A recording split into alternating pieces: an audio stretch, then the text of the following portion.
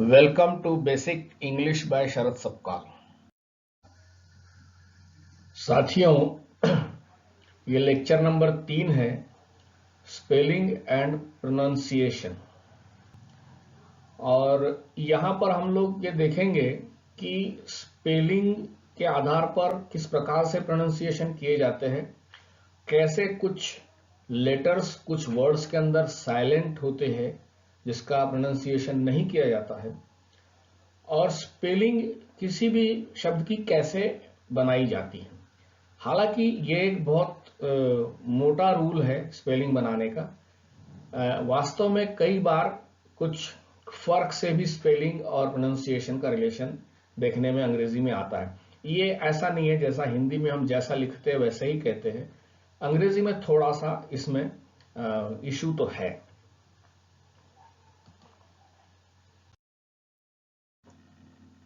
जैसे हिंदी में हमें कुछ भी लिखना होता है या कहना होता है तो हम कुछ अल्फाबेट्स का या कुछ अक्षरों का इस्तेमाल करते हैं।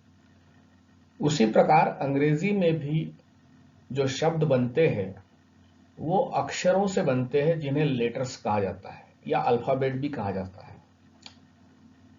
ये सब चीजें आपने पढ़ी है, just I am revising it.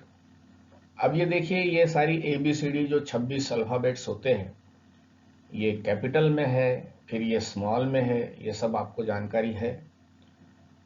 इनमें से AEIOU ये मात्रा बनाने के लिए, जैसे हम क का की मात्रा बनाते हैं, उसके लिए इनका इस्तेमाल होता है।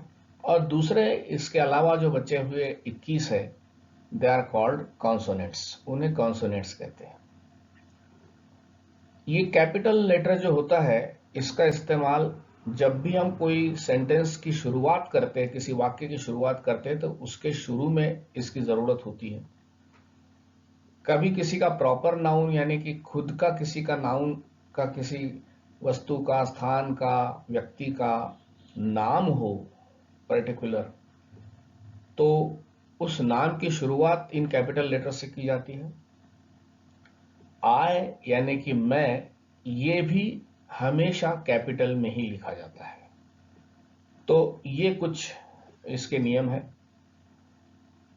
हर जो ये कॉन्सोनेंट है, इसका अपना अपना उच्चारण है, लेकिन कई बार कुछ अक्षरों का या कुछ अल्फाबेट्स का या कुछ कॉन्सोनेंट्स का उच्चारण जो है, उसकी जो साउंड है वो अलग आती है। जैसे फॉर एग्जांपल यहाँ पे लिखा है सी, तो सी सिगारेट के अंदर स से इसकी शुरुआत हो रही है, जबकि क्लर्क में इसी सी का उच्चारण क जैसा हो रहा है। जी जो है उसका ग का उच्चारण हो रहा है ग्रे शब्द में, ग्रे यानी कि खाकी रंग या मटमैला रंग जिसे कह सकते हैं।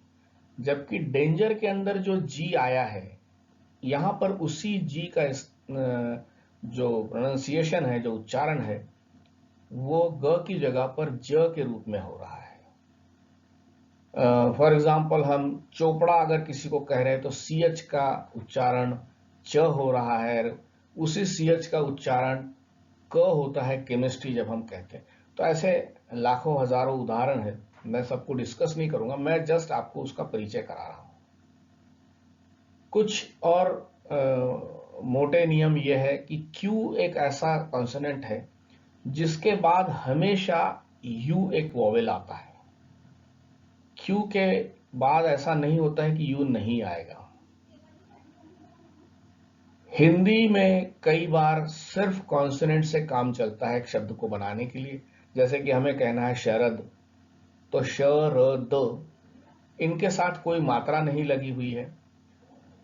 या कमल हम कह रहे हैं, लेकिन अंग्रेजी का हर शब्द जो होता है उसमें एक ना एक वॉवेल होता है या फिर वॉवेल साउंड होता है। जैसे कि हम कह रहे हैं गो, तो जी के साथ ये एक वॉवेल ओ लग गया। या हम कह रहे हैं स्काई, तो इसमें ये जो वाई है इसका थोड़ा सा वॉवेल साउंड है। तो ये चीज ध्यान में रखना है। ऐसे कुछ नियम है।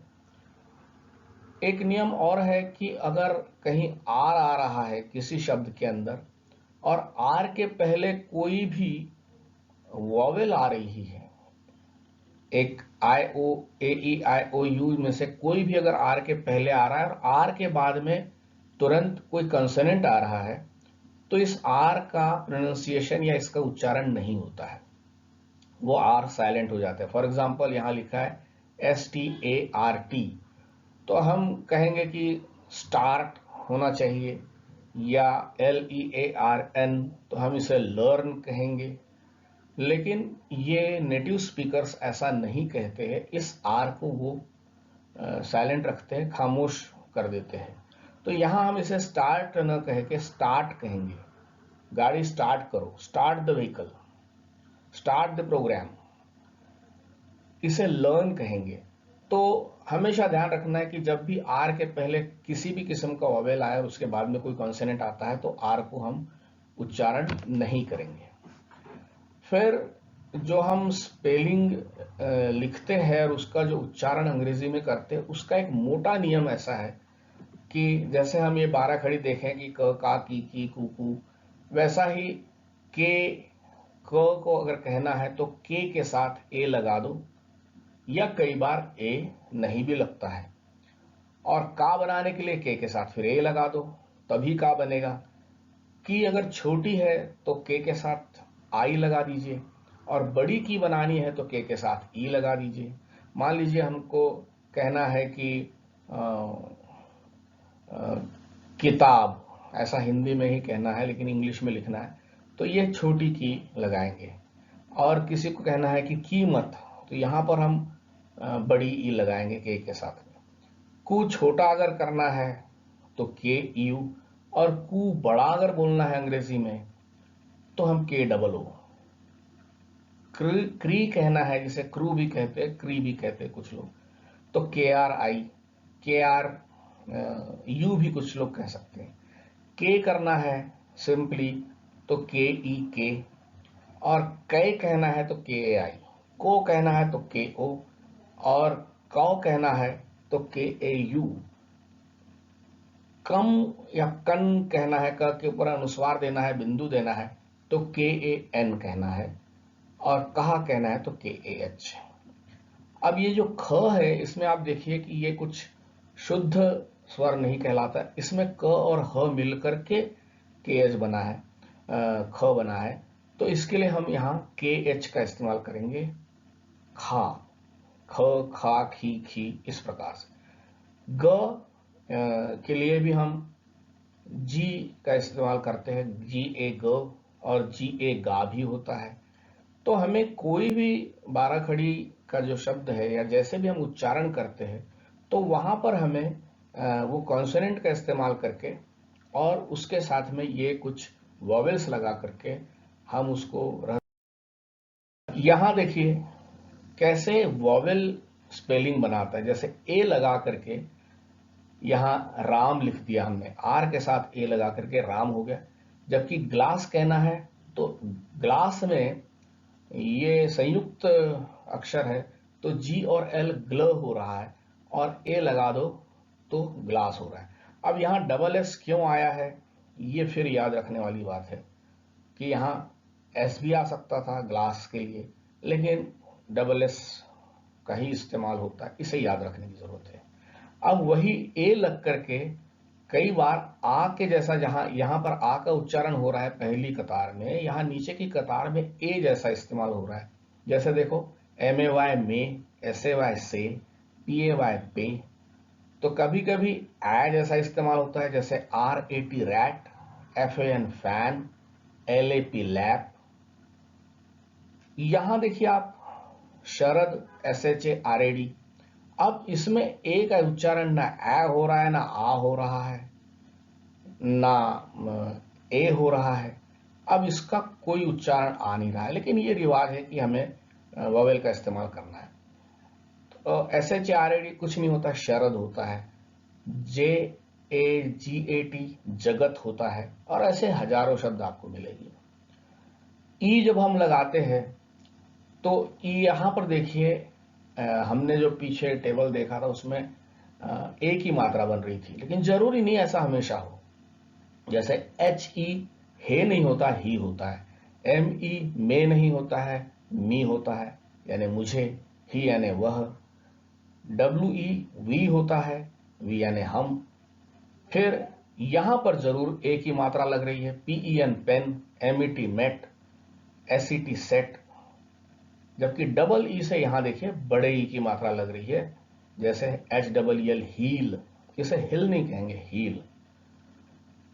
जैसे कि एडी जिसे हम कहते हैं। डीड, डीड यानी कर्म या कृति। सीन, सीन यानी देखा हुआ।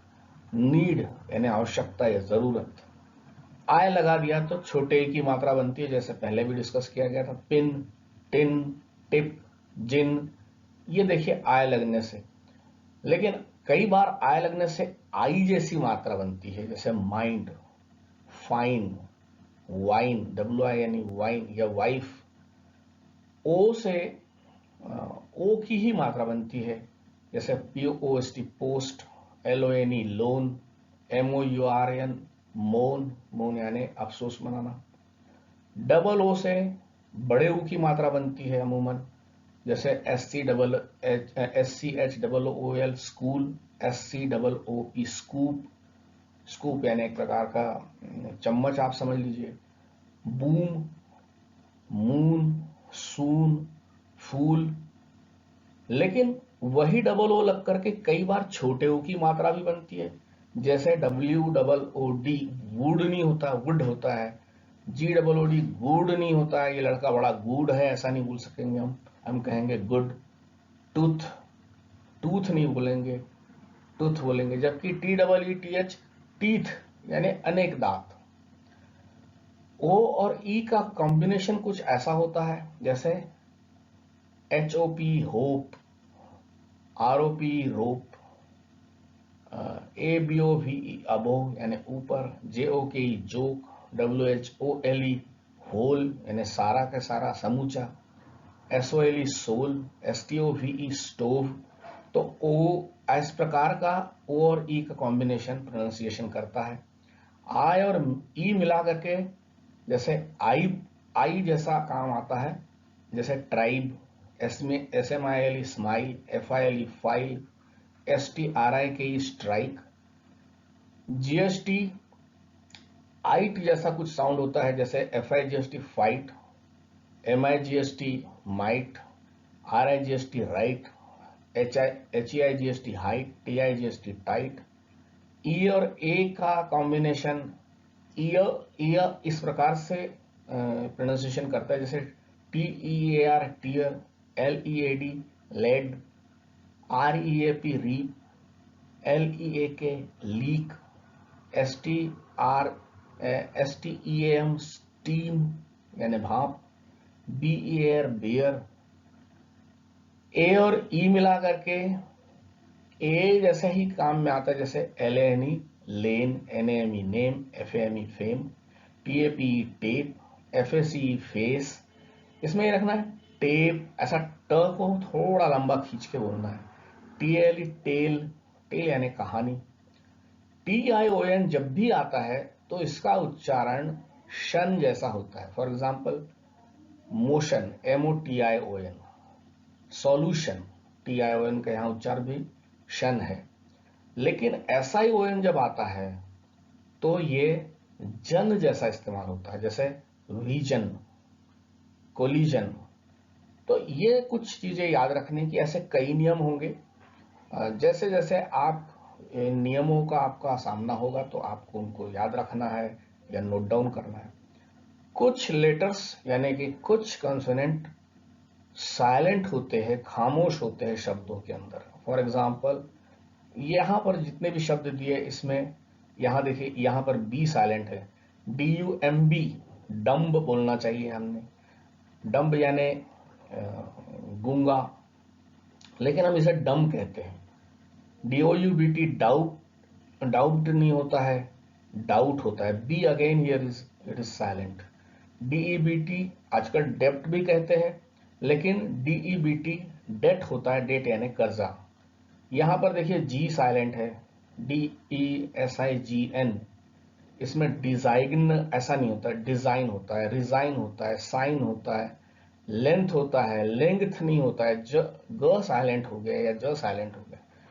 जैसे सी यहाँ साइलेंट है, SCENE, सिर्फ एस का ही उच्चार हो रहा है, सीन कहते हैं। Science, Saint.